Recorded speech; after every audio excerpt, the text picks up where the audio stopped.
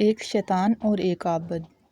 ایک عابد نے دیکھا کہ بنی اسرائیل کے کچھ لوگ ایک درخت کی پوجا کرتے ہیں۔ اسے یہ دیکھ کر بہت ہی بے حد افسوس ہوا۔ وہ گھر گیا، اس نے کلہاڑا اٹھایا اور درخت کاٹنے کے لیے چل پڑا۔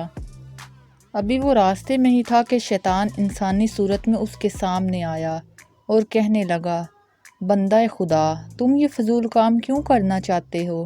اس درخت کو کاٹنے سے تمہیں کیا فائدہ ملے گا؟ عابد کو اس کی بات پہ سخت غصہ آیا۔ آخر کار دونوں گتھم گتھا ہو گئے۔ چند لمحوں میں شیطان گر گیا اور عابد اس کے سینے پر چڑھ بیٹھا۔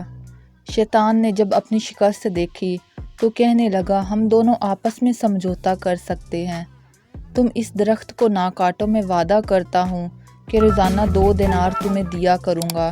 وہ دینار روزانہ تمہارے سرہانے کے نیچے تم کو مل جائیں گے۔ ان سے تم اپنی ضروریات زندگی کو پورا کرنا اور غریبوں کی بھی مدد کرنا۔ اس بات پر عابد راضی ہو گیا اور درخت کاٹے بغیر ہی واپس آ گیا۔ 2 دن تک عابد کے سرہانے 2 دینار ملتے رہے، لیکن تیسرے ہی دن یہ سلسلہ بند ہو گیا۔ عابد نے کچھ دیر انتظار کیا اور پھر غصے سے بھرا کلہاڑا لے کر درخت کاٹنے کے لیے چل پڑا۔ راستے میں پھر شیطان نظر آیا۔ شیطان نے پوچھا، کہاں جا رہے ہو؟ عابد نے کہا، درخت کاٹنے کے لیے جا رہا ہوں۔ شیطان نے کہا، میں تمہیں ہرگز درخت کاٹنے نہیں دوں گا۔ وہ دونوں پھر ایک بار گتھم گتھا ہو گئے، لیکن آج شیطان نے عابد کو چت کر دیا تھا۔